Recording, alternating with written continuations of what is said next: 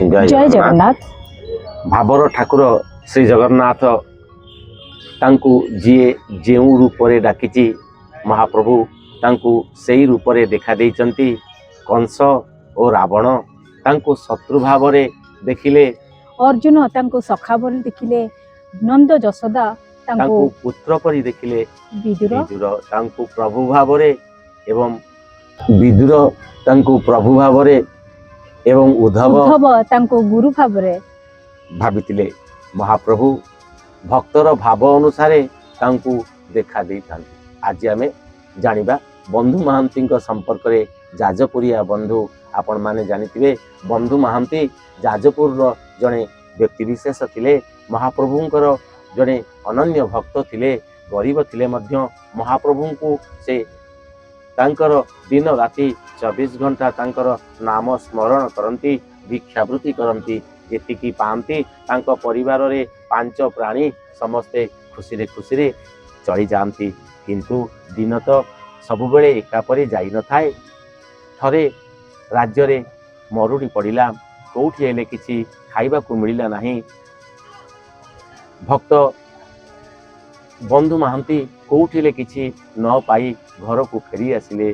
जेतेबेले तांको स्त्री तांको रिक्त हस्त रे देखंती बहुत दुखित होइचंती एवं तांको कहिचंती जे से तांकर बंधु कौनसी जने बंधु पाखक जाई किछि खाद्य मागे आनिबा पाई। मात्र बंधु महांती कहिले तांकर कौनसी बंधु ए पृथ्वी रे नाहंती, केवल जने बंधु जे कि श्रीक्षेत्र पुरी रे रहउचंती, तांको ही से भेटी पारिबे।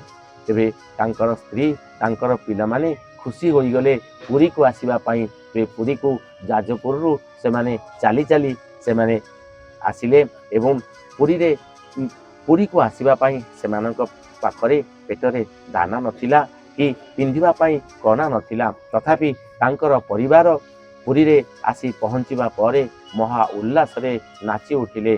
तांको स्त्री तांको बंधुंक घर जेतेबेले पचारंती, बंधु महांती श्रीमंदिर को आंगुठी देखै देइचंती तांकर बंधुंकर घर को।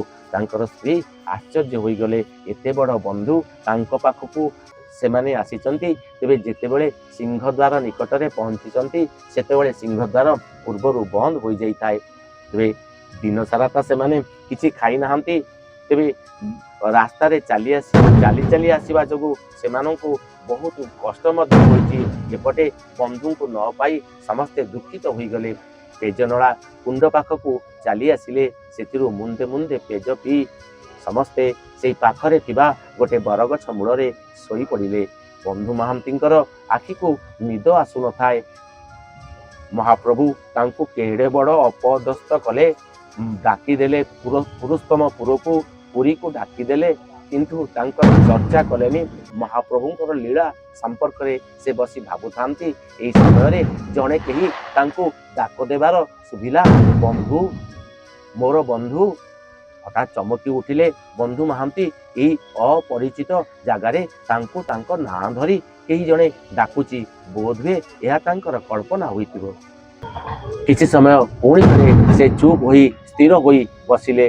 पुणी थरे सेही गुरु गंभीर स्वर तांको कानरे बाजिला, बंधु हे मोर जाजपुरिया बंधु। एथर बंधु महांती जानिगले जे ए व्यक्ति जनक तांकु डाकुचंती। हठात तांको पाखकु से चली जाइचंती। दीर्घ देह, कला मचमच शरीर, हाथ रे गोटे सुवर्ण थाली एवं थाली रे सजा होई रहिची महाप्रसाद, दिव्य व्यंजन सजा होई रहिची। महाप्रभु बंधु महांती को डाकी कहिले, बंधु एते दूररू आसीच, एई थाली को नियो, निज परिवार सहित तुमे आग भोजन कर। बंधु महांती से थाली रो खाद्य को नहीं पेजनला कुंड पाखरे रहितवा से बरगछ मूल रे बसी पड़ी निजर स्त्री पिला छुआंक सहित बसी खाइचंती। जेतेबेले तांकर खाद्य सरिला से थाली को फेराइबा पाई से श्रीमंदिर रो सिंहद्वार निकट को आसीचंती। मात्र सिंहद्वार तो पूर्वरु बंद थिला, तेणु सेही थालीटी को से मुंड तले थोई सेही गछ मूल रे सोई पड़िचंती। ता परदिन सकाळ हेला महाप्रभुंकर सुना थाली चोरी हो जाइछि बोली प्रघट होइगला। महाराज ଗଜପତିଙ୍କ ନିକଟରେ ଖବର ପହଞ୍ଚିଲା।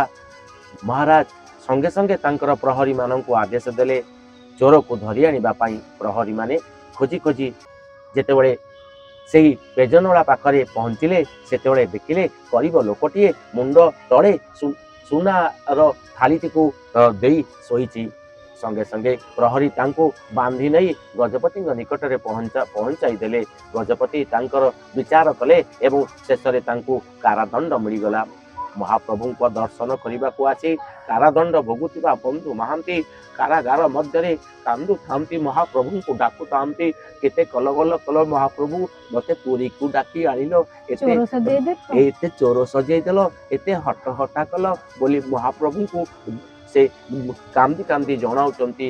ସେଇଦିନ ରାତିରେ ମହାପ୍ରଭୁ ଗଜପତିଙ୍କର ସ୍ୱପ୍ନରେ ଆସି କହିଲେ ଯେ ବନ୍ଧୁ ମହାନ୍ତି ହେଉଛି ତାଙ୍କର ବନ୍ଧୁ, ତାଙ୍କର ଯେପରି କୌଣସି ଅସୁବିଧା ନ ହୁଏ, ପୁରୀରେ ରହିବା ପାଇଁ, ଖାଇବା ପାଇଁ, ତାଙ୍କର ପରିବାରର ଚଳିବା ପାଇଁ ତାଙ୍କର ବ୍ୟବସ୍ଥା କରିଦେବା ପାଇଁ ତାଙ୍କୁ ସ୍ୱପ୍ନାଦେଶ କରିଥିଲେ। ଗଜପତି ମହାରାଜ ସକାଳୁ ଉଠି ଧାଇଁ ଚାଲିଲେ ବନ୍ଧୁ ମହାନ୍ତିଙ୍କ ପାଖକୁ। ବନ୍ଧୁ ମହାନ୍ତିଙ୍କୁ କୁଣ୍ଢାଇ ପକାଇ କହିଲେ, ବନ୍ଧୁ ମହାନ୍ତି, ତୁମେ ନିଜର ଚର୍ମଚକ୍ଷୁରେ ମହାପ୍ରଭୁଙ୍କୁ ଦର୍ଶନ କରିଛ, ତମେ ହଉଛ ଧନ୍ୟ। ଏପରି ବନ୍ଧୁ ମହାନ୍ତିଙ୍କ ପାଖରେ ବନ୍ଧୁତ୍ୱର ଭାବ ମହାପ୍ରଭୁ ଶ୍ରୀ ଜଗନ୍ନାଥ ରଖିଛନ୍ତି। ତେବେ ବନ୍ଧୁ ମହାନ୍ତିଙ୍କର ଏହି କାହାଣୀ ଗୋଟିଏ କାହାଣୀ ନୁହଁ, ଏପରି ଅନେକ କାହାଣୀ ରହିଅଛି।